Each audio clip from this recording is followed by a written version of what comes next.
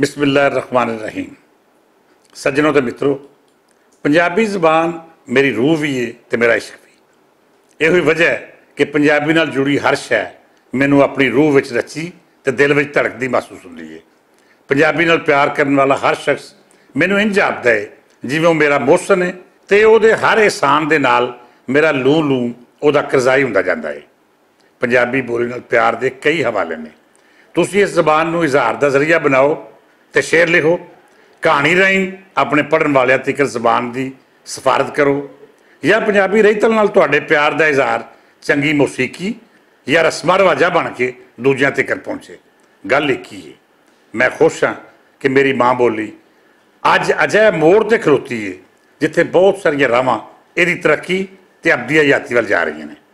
ये सब पंजाबी सेवकों की दिन रात मेहनत का नतीजा है।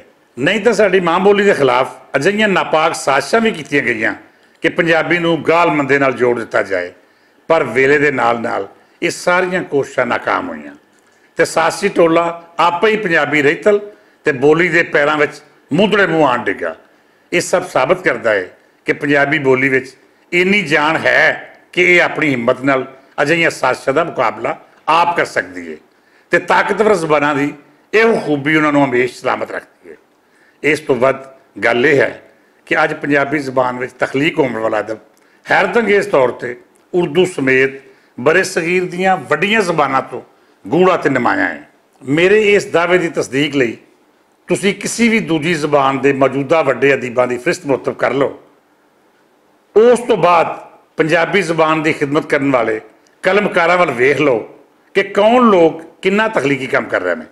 फ़र्क साफ ज़ाहिर हो जाएगा कि पंजाबी लिखते नवे अदीब किन्ना जानदार अदब तखलीक कर रहे हैं तो दूजियां बोलियां उन्होंने तो किन्ना पिछे ने। उंज तो पंजाबी सेवकों में बहुत सारे नाम ने जिन्हें माँ बोली के नामे अपना सब कुछ ला दिता। वो सारे पंजाबी का मान ने। उन्होंने सब नूं ढेर सलामा। इन्हां वड्डे नामां विच एक नाम डॉक्टर अजमल न्याजी होरां दा भी है। मैं समझना वा कि पंजाबी का यह सेवक सिर्फ अदीब ही नहीं, ज़बान का वो वकील भी है जिन्हें मुकदमा हर थावें लड़िया तो अपनियां दलीलों के जोर पर मुखालफा नूं इहदी अजमत ते कायल भी किया। डॉक्टर अजमल न्याजी पंजाबी के नाल नाल उर्दू अदब की खिदमत भी कर रहे हैं, पर उन्हां दा इश्क ते आखिरी ठिकाना पंजाबी है। जिवें पंछी सारा दिन दाना चुगते हैं पर अखीर अपने आलने विच ही पड़ा लेंदे ने, अजमल न्याजी नूं भी सुख दी नींदर ते दिल दा सकून पंजाबी ज़बान की छतर छावें ही मिलता है। डॉक्टर अजमल न्याजी दी लिखतां विच सानू पंजाब दा वो रंग नज़र आता है जिहड़ा खालसतर इस धरती की पहचान है।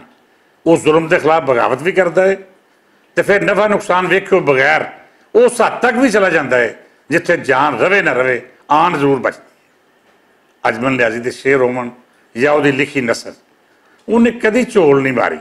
वो माड़े ते लिस्से तबके की आवाज़ ही। वो रत्ती बराबर भी कंप्रोमाइज़ करना नहीं जानता। जे उन्होंने ये सौदेबाजियां करन दा ढंग आउंदा हुंदा तो फिर अज वो भी बहुत सारे कलम फरोशां वांगर वड्डा सरमायादार हुंदा। अजमल न्याजी जिहड़ी पग अपने सिर ते बन्नदा है उन्हें कदी उहदे मान विच फर्क नहीं आउण दिता। वो पग बन्नण दे नाल नाल पग संभालनी भी जानता है। जे मैं ये आखां कि अज असीं अजमल न्याजी दे पंजाबी अहद विच जिंदा वां तो कोई इस गल नूं चैलेंज नहीं कर सकता। अजमल न्याजी साडी पहचान है। वो पंजाबी का अजिहा सेवक है जिन्हें कभी ये ख्वाहिश भी नहीं की कि उन्होंने इस सेवा के बदले किसी भी किस्म की सलामी दी जाए। यही वजह है कि अजमल न्याजी उन्होंने लोगों तो बहुत उच्चा है जेडे बोली की खिदमत करते ही इस मकसद लिए ने कि रहीतल के झूठे सच्चे मामे चाचे बन के मुफादात लुटे जान। झूठियां तारीफां की ख्वाहिश करने वाले इन्हां फरेबियां ते अजमल न्याजी विच जमीन आसमान का फर्क है। सच्चे तो सुच्चे अजमल न्याजी दी लिखतां वो खुशबू ने जिहड़ी कदे मट्ठी नहीं हुंदी। वो साडा मान है। रब उहनूं सलामत रखे। वो जिउंदा वसदा रहे तो पंजाबी की सेवा इंज ही करता रहे जिवें नेक औलाद अपने मापियां दी करदी है।